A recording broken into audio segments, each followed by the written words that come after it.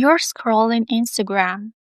Everyone's at brunch, girls' trips, birthday dinners, laughing with their people, their group, and you're alone. Not because you're unlikable, not because you're antisocial, but because somewhere between your 20s and now, making friends became impossible. You text the group chat, no response for 3 days or more. You suggest plans. Everyone's so busy. You meet someone you vibe with, but somehow it never goes anywhere. And you start to wonder, is it me? Am I too much, too intense, too boring? Why does everyone else have friends except me? Here is the truth no one is saying. You're not failing at friendship. We're living through a friendship recession. And it's not your fault. But today, I'm going to show you exactly why it's happening and how to build real connection in a world designed to keep us isolated. Hi, and welcome back to Miss Rain. I'm so excited to be in your ears today. And if you've ever felt lonely in a room full of people, if you've ever wondered why making friends as an adult feels like dating, but much worse, if you've ever deleted someone's number after months of one sided effort, this episode will make you feel seen in ways you didn't know you needed. Let me name what you've been feeling but couldn't articulate. Adult friendship is dying, and we're all pretending it's fine. We post these aesthetic photos from the one girl's trip we took this year. We caption it, My People, even though we haven't seen them in months. We curate the illusion of connection while drowning in loneliness. In May 2023, the US Surgeon General released a report declaring loneliness a public health crisis. 50% of US adults report 50% of US adults report experiencing loneliness. 36% of adults, including 61% of young adults, feel serious loneliness. Social isolation increases mortality risk by 29%. Can you imagine? It's comparable to smoking 15 cigarettes a day. If this doesn't freak you out, I don't know what does. This isn't just feeling a little lonely sometimes. This is an epidemic. And the Surgeon General called it what it is, our epidemic of loneliness and isolation. But here is what the report didn't say. What I am going to say. The loneliness epidemic disproportionately affects women because we were raised to be the emotional labor holders, the friendship maintainers, the ones who plan, organize, remember birthdays, check in, initiate, and we're simply exhausted. So when everyone's too busy, too tired, too overwhelmed to reciprocate, we're the ones left alone. Today, we're breaking down why adulting killed our ability to make friends, the generational and cultural forces creating the friendship recession, why digital connection is bankrupting real connection, the hidden barrier no one talks about. We've forgotten how to be friends. And most importantly, a framework to rebuild friendship capacity in a world designed to isolate us. By the end of this episode, you'll understand why you feel this way, and you'll have a path forward. So, if you're ready, let's begin. Let's start by going back, because you're right, making friends used to be effortless and much easier. Remember, you were 8 years old, someone had the same lunchbox as you, instant friendship. You sat next to someone in class, best friends by recess. Someone liked the same cartoon, we're friends now. It was that simple. Childhood friendship had three built-in advantages. The first one, forced proximity. Social psychologist Dr. Leon Festinger introduced the concept of propinquity, the idea that physical proximity is one of the strongest predictors of friendship formation. In childhood, you saw the same people every single day at school. You had mandatory social time, recess, lunch, group projects. Your environment forced repeated exposure. And research shows you need to see someone 50 to 100 hours before considering them a friend. Children get this automatically. Adults have to manufacture it. The second advantage is low stakes. Childhood friendships had no pressure. No one was judging compatibility. No one was assessing long-term potential. No one was thinking, do we have aligned values? Will this person be there in a crisis? Is this a forever friend or a season friend? You just played. As adults, we bring resumes to friendship. We're literally interviewing for the position of close friend. The stakes are too high, so we don't even try. The third advantage is no competing priorities. When you were 10, your schedule was school, play, homework, and bed. That's it. You had time for friendship. You had energy for friendship. You weren't building a career, healing from trauma, paying bills, managing a relationship, caring for family, surviving burnout. You had capacity. As adults, we're running on empty. So when someone asks, why can't I make friends like I used to? The answer is because the conditions that made childhood friendship possible no longer exist. Now let's talk about what's happening right now.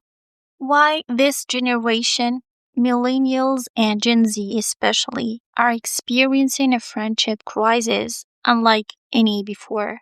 Factor number one, the death of third places. There is a sociological concept called third places.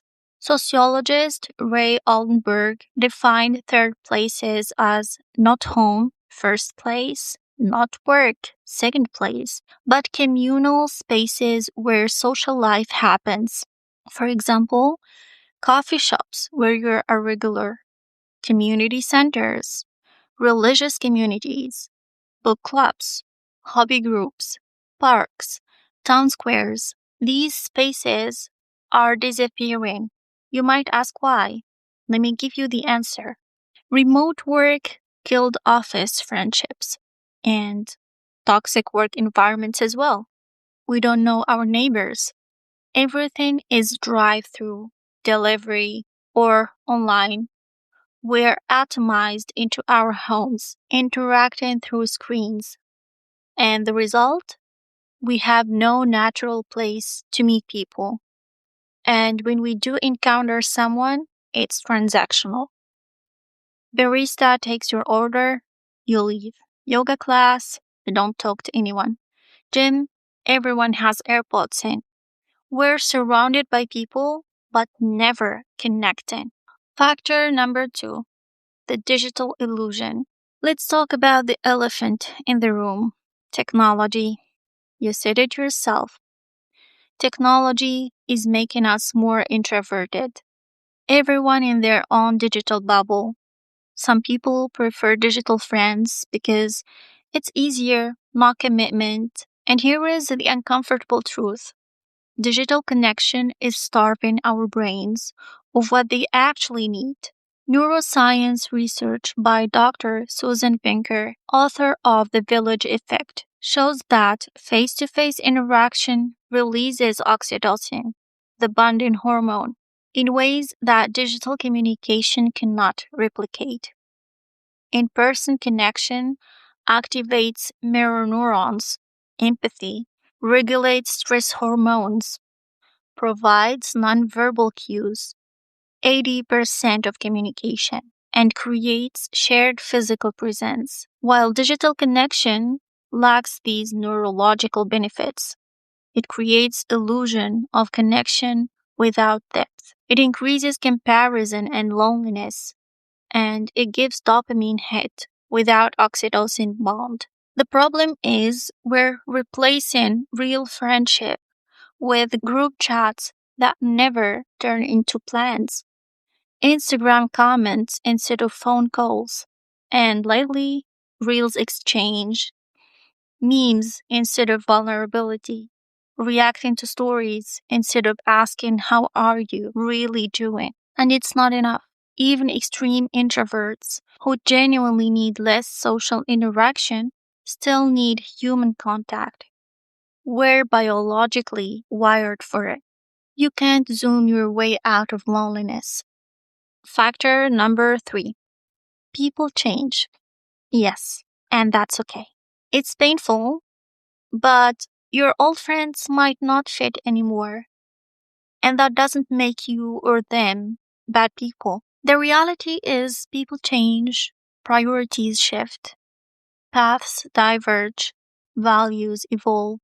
Someone who understood you at 22 might not understand you at 32. Someone who was your person in college might be elsewhere now, geographically elsewhere. They moved cities, you moved cities. Visits are once a year or less. They might be emotionally elsewhere. They're in a different life stage. They have kids, you don't, or vice versa. They're married, you're single. They're climbing corporate, you're entrepreneurial. They might be spiritually elsewhere. Their values shifted. Your healing changed you. You outgrew certain dynamics. You need depth they can't provide. And here is what no one tells you. You don't have to cut them off. I know. You're seeing this everywhere on social media. Cut off toxic people. Cut off people who don't serve you anymore. But if they've done nothing wrong, if there is no toxicity, they can stay in your life at a different distance. The once every few months catch up friend, the check in on birthdays friend, the we have history but not daily presence friend. That's okay, but it means on a daily basis, you need more than that. You need friends who are around for easy access, friends with shared interests, for easy conversations, friends you can rely on for emotional safety, and friends who get the current version of you. And those are hard to find as an adult. Let's move to factor number 4. Certain professions and life stages are friendship deserts. Let's also name the specific groups that hit hardest. We have high commitment professions, surgeons, doctors, nurses, shift work, exhaustion. We also have lawyers, billable hours culture, entrepreneurs with their irregular schedules. Work never stops for them. Remote workers, no built-in clique friendships. And we also have mothers with young children, touched out, time-starved, exhausted, life stage isolation, post-grad, everyone scattered geographically, late 20s, early 30s, everyone in different life stages, people in post-divorce or breakup stages, couple friends suddenly vanish, and career pivots. Old industry friends don't relate. If you're in one of these categories, you're not imagining it. Your life circumstances are actively working against friendship formation. Now I'm going to say something that might make you uncomfortable. We've forgotten how to be friends. Don't come at me. Let me explain. We've lost the skill of friendship. Because yes, friendship is a skill. It requires initiation, vulnerability, reciprocity, conflict navigation. consistent effort, and emotional availability. And we've lost practice because for the last decade, we've been building careers, not relationships, healing trauma, internal work, not external connection, surviving burnout, no energy for others, curating online personas, performing, not connecting, and protecting our peace. Boundaries so high no one can get in. All of that is valid, but it's left us friendship atrophied. Here is the paradox. We want deep connection, but we're terrified of being too much. So we wait for the other person to initiate. Both people waiting. We keep it surface level. No one risks depth first. We ghost when it gets vulnerable. We retreat to safety. And we assume rejection before it happens. So we're telling ourselves, they probably don't like me. Research by Dr. Brené Brown on vulnerability shows that connection cannot happen without vulnerability. But vulnerability requires risk, trust, the possibility of rejection, and most of us are too burned out to risk it. So we stay surface level and then wonder why we feel lonely.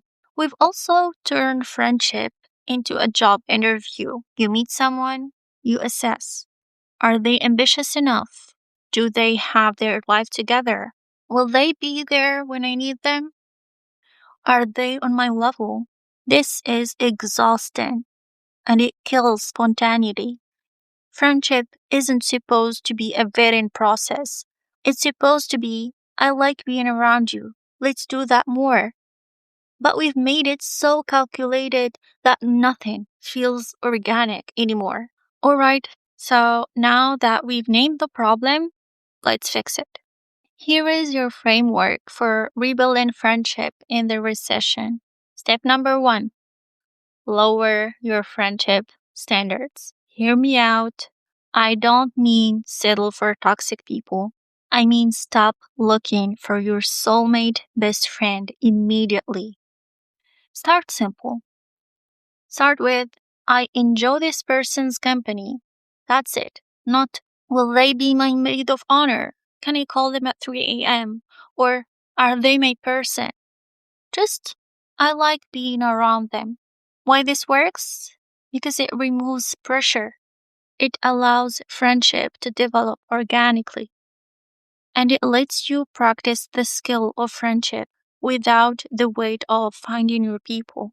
So, say yes to casual hangs, coffee with a coworker, workout class with an acquaintance, book club with strangers, or dinner with a friend of a friend. Low stakes, high repetition, but stay safe for sure. Step number 2, manufacture proximity.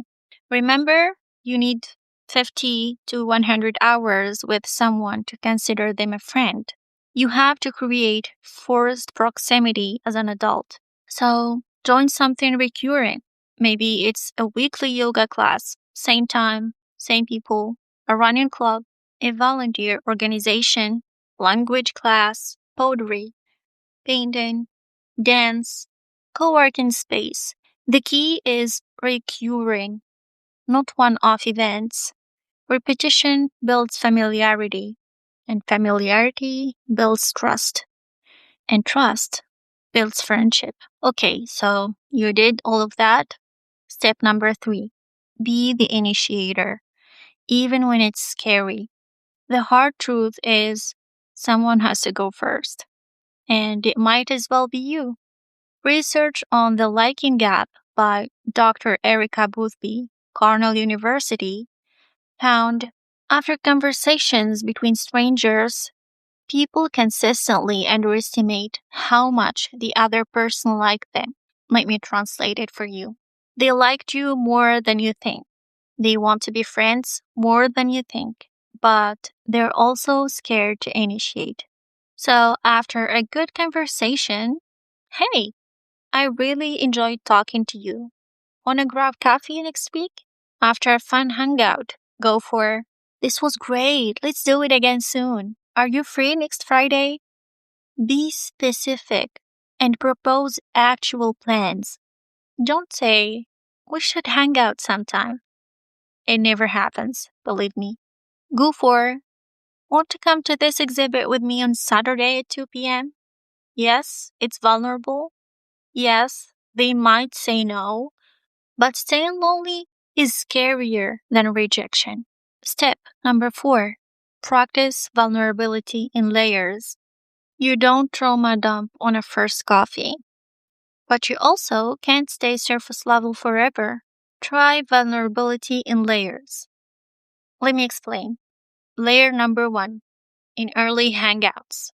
Go for, I've been feeling really burnt out lately. After a few months, layer number 2.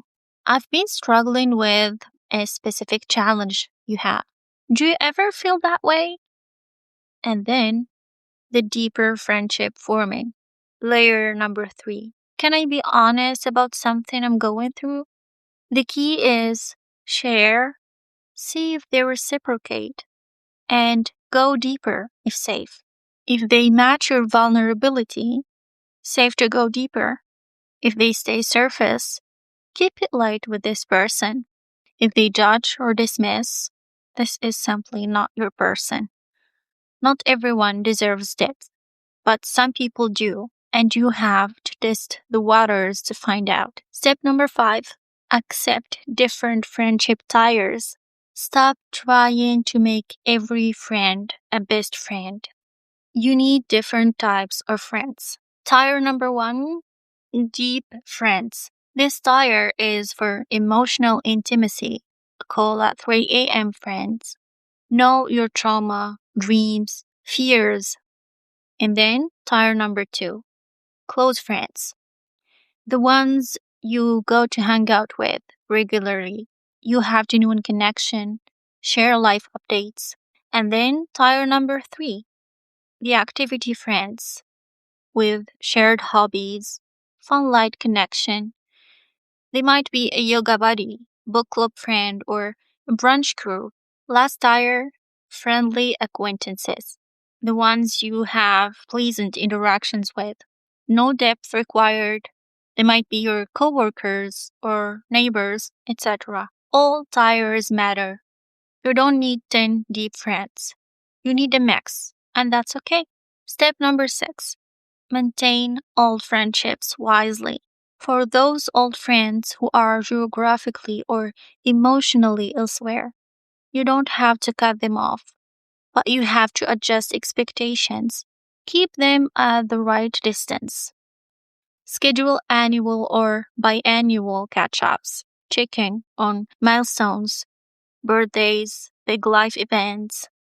Accept that they can't be your daily person anymore. And don't resent them for not being available. They're living their life and you're doing the same. Don't guilt yourself for needing more than they can give. Honor the history, but don't force the present. Last but not least, accept that digital isn't enough, but use it strategically. Digital friends can supplement, but not replace real connection. So use digital to maintain long distance friendships. Stay connected between in-person hangs. Find communities of shared interests, then meet in real life. Reach out to Miss Rain. It's always a good idea. Just don't use digital as primary source of connection, replacement for vulnerable conversation, or an excuse to avoid in-person effort. The rule is simple. Digital connection should lead to or support real connection, not replace it. Now let me tell you something no one wants to hear. Building adult friendships requires more effort than it used to. And that's not fair, but it's reality. The truth is, you're already working full-time or more, healing trauma, managing mental health, paying bills, maintaining a relationship, probably, maybe caring for family, trying to have hobbies, trying to rest, trying to survive. And now I'm telling you, You also have to actively, intentionally build friendships. It's exhausting, I know, but here is what loneliness costs: your mental health, your physical health. Remember, 29% increased mortality, your sense of belonging, your emotional regulation, and your joy. The choice is yours. You have two options. Option A: wait for friendship to happen organically, and it probably won't. Or option B: actively, intentionally create the conditions for friendship to form. Option B is harder, but option A leaves you alone. So here is what I need you to hear. You're not failing at friendship. The system is failing you. We're living in a world that killed third places, replaced real connection with digital illusion, glorified busyness over presence, atomized us into isolated homes, and made us too exhausted to try, and then blamed us for being lonely. Adult friendship is hard because it was designed to be. Capitalism wants you isolated. Consumerism wants you lonely, so you buy things to fill the void. And social media wants you scrolling, not connecting. But you always can resist. If this episode resonated, send it to someone who's navigating the friendship recession, someone who feels lonely in a crowded room, someone who's wondering if they're the problem. Tell them you're not broken, the system is, and we're rebuilding together. Start with one small action. Text someone and suggest specific plans. Join one recurring activity this month. Lower your standards and say yes to a casual hangout. Initiate vulnerability with one person. One tiny action. That's how we rebuild. Not perfectly, not easily, but together. Thank you so much for spending this time with me. Until next time, stay graceful, stay powerful, and always wear your crown.